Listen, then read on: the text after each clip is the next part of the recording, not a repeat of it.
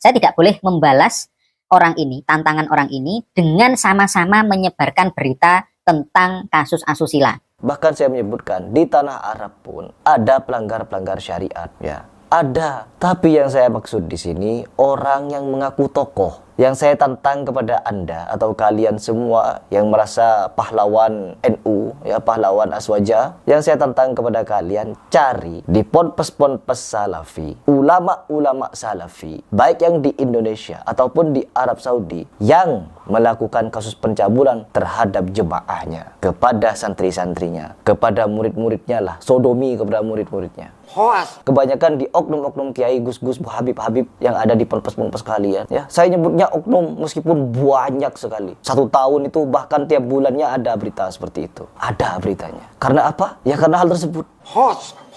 A'udzubillahi minasyaitonirrajim. Bismillahirrahmanirrahim. Teman-teman, ketika kita memberikan pernyataan atau fakta dengan adanya kasus-kasus pencabulan di salah satu atau beberapa atau banyak dari ponpes-ponpes Aswaja, ada beberapa YouTuber dari kalangan Aswaja yang tidak terima dan berusaha untuk memberikan data palsu atau fitnah kepada ponpes-ponpes yang bermanhaj salaf. Dan ini na'udzubillah min dzalik, orang tersebut kalau menurut saya hanya karena ada kebencian. Saya berbicara tentang hal ini karena saya itu sayang kepada kalian, teman-teman saya yang masih beragama NU. Ya, bukan Harry Pras yang bilang kalau NU menjadi agama, tapi kiai dari kalian.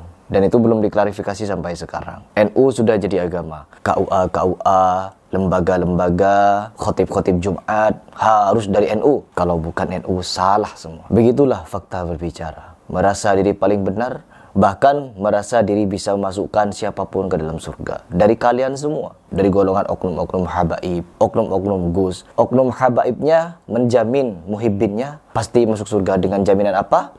Tiket. Hanya diberikan kertas, ditaruh di belakang kepala mayatnya. Lalu apa yang dikatakan oleh dia? Blasman, masuk surga tanpa hisab. Apa ini? Lalu gus, ada gus yang menjamin semua anggota Banser dan Pagar Nusa pada akhirnya akan masuk surga. Ya Allah, padahal Rasulullah SAW saja kepada Fatimah, beramal baiklah engkau yang banyak, karena sesungguhnya aku tidak bisa melindungimu dari Allah. Ini Nabi kepada anaknya, kepada Fatimah. Apabila Fatimah mencuri, maka aku sendiri akan memotong tangannya. Begitu kata Nabi. Bahkan selama Nabi Muhammad hidup, hanya ada 10 nama sahabat yang dijamin pasti masuk surga. Itu pun Nabi Muhammad mendapatkan informasi gaib dari Allah. Bagaimana dengan gus-gus itu yang mengatakan semua anggota Banser dan Pagar Nusa pasti masuk surga? Informasi gaib dari mana? Oh, nanti pasti ada yang membela gus tersebut dengan mengatakan apa? Siapapun yang mengucapkan kalimat la ilaha illallah pasti akan masuk surga. Nabi juga mengatakan hal tersebut. Bukan cuma kalian, bukan cuma saya baru tahu. Nabi Muhammad mengatakan, barang siapa yang mengucapkan kalimat la ilaha illallah pasti masuk surga. Tapi ada lanjutannya, Bapak. Kecuali yang enggan, yang tidak mau. Siapakah orang-orang yang tidak mau itu?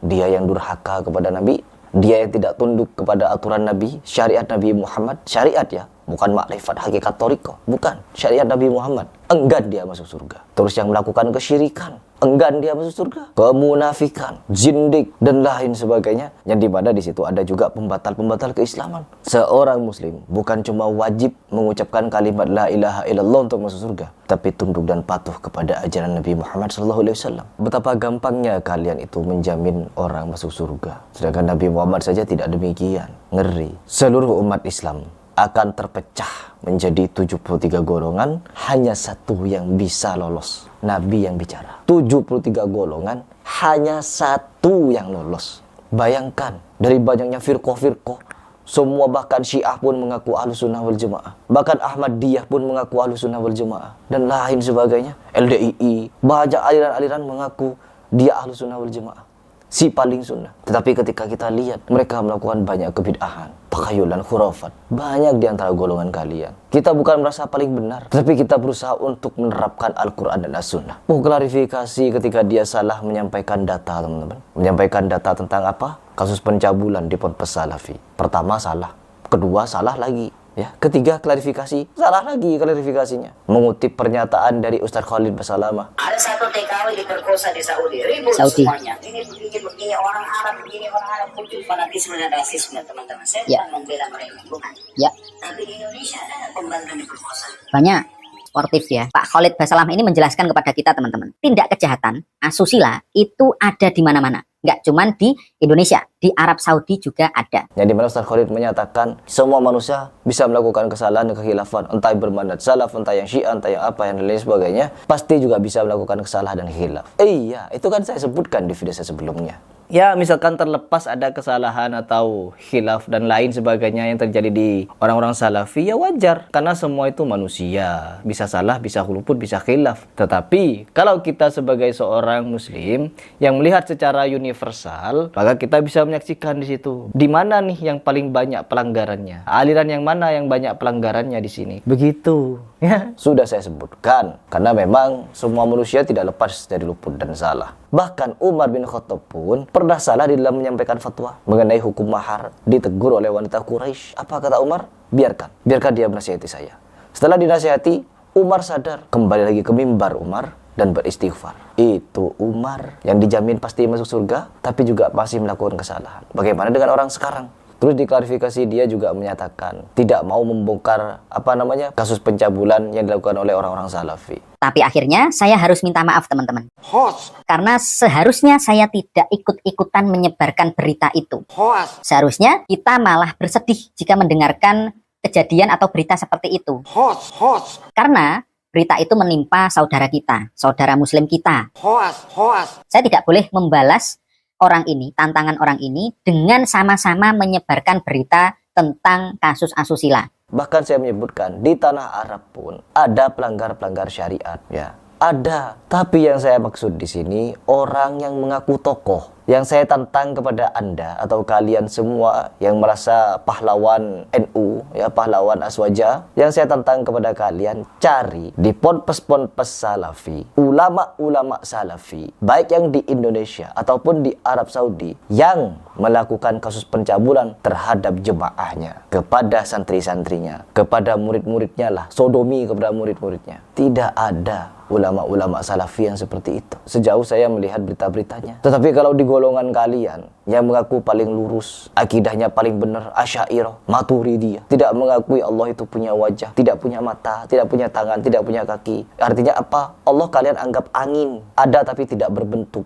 Sedangkan Allah sendiri memberitakan, semua berita dari Allah kalian terima. Mengaku kalian akidahnya paling benar. Tetapi ketika Allah menginformasikan begini, kalian tolak. Laisa kamitslihi syai' wa huwas samiul basir. Apa artinya? Dan dialah yang maha mendengar dan maha melihat. Allah mendengar dan melihat. Kalian tolak itu. Tidak mungkin Allah bisa mendengar dan melihat, karena Allah tidak punya mata dan telinga seperti kita.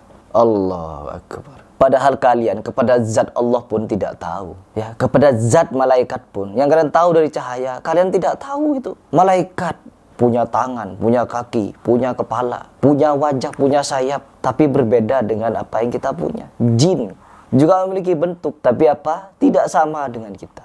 Bagaimana dengan Allah yang kalian sendiri tidak tahu bagaimana zat Allah itu? Mengaku akidah paling benar, tapi menolak semua berita dari Allah. Summastawa 'alal arsy. Allah kemudian beristiwa di atas arsy. Kalian tolak. Ngeri. Ketika diajak untuk meninggalkan takhayul bid'ah dan khurafat, dipertahankan takhayul bid'ah dan khurafatnya dengan berbagai macam kebenaran. Nur Muhammad di neraka Abu Lahab mendapatkan kebaikan karena gembira dengan kelahirannya Nabi. Dalil-dalil cocok logi dan lain sebagainya kalian gunakan untuk membenarkan amaliyah tahlilan kalian. Saya juga pelaku dulu.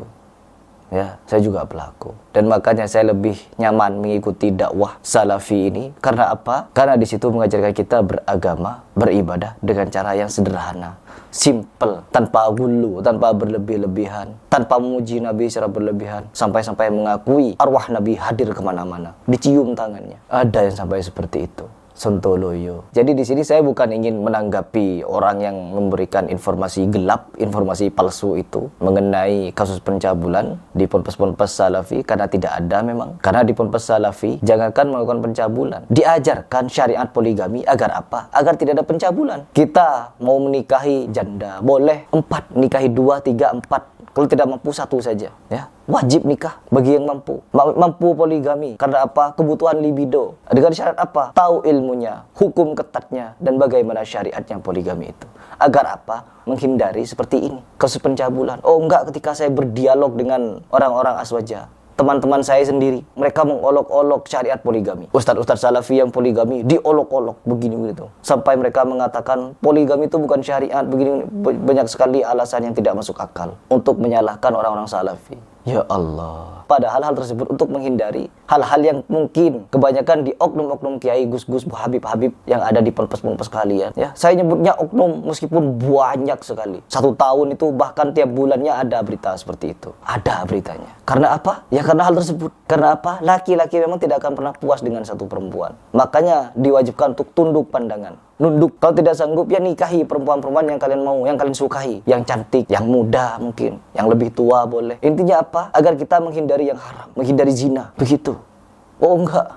Kalau kalian begini begitu berkelit dan lain sebagainya. Ngeri. Banyak sekali ajaran-ajaran Nabi Muhammad yang kalian tolak dan kalian membuat amalan-amalan baru, kepercayaan-kepercayaan baru. Saya tahu karena saya juga pelaku. Jadi di situ dia mengklarifikasi, teman-teman. Dan saya tidak akan bereaction. Dan ini adalah video terakhir. Tidak akan pernah nyebut-nyebut orang ini lagi. Dan saya mengajak netizen-netizen saya untuk tidak perlu menonton video-video dari orang yang hobi melontarkan fitnah-fitnah keji seperti ini. Apalagi berusaha untuk memberikan berita-berita palsu, hoax. Ya begitulah. Ketika dialog, kebanyakan dari mereka menggunakan hadis-hadis palsu, hadis-hadis dhaif dan lain sebagainya. Dan ketika berusaha untuk membongkar fakta, ya seperti ini. Memalukan. Oke, teman-teman, mungkin itu saya ingin saya sampaikan kepada kalian. Orang-orang salafi adalah orang-orang yang dimana mereka berusaha untuk memberikan pendidikan-pendidikan yang sesuai dengan Al-Quran dan As-Sunnah, qala Allah, qala Rasul, dan qala sahabah. Orang-orang terdahulu, bahkan keempat imam mazhab. Dan mereka mengikuti pendapat-pendapat yang terkuat. Karena apa? Islam dibangun dengan sesuatu yang kuat, bukan dibangun dengan sesuatu yang lemah, apalagi palsu. Begitu saja.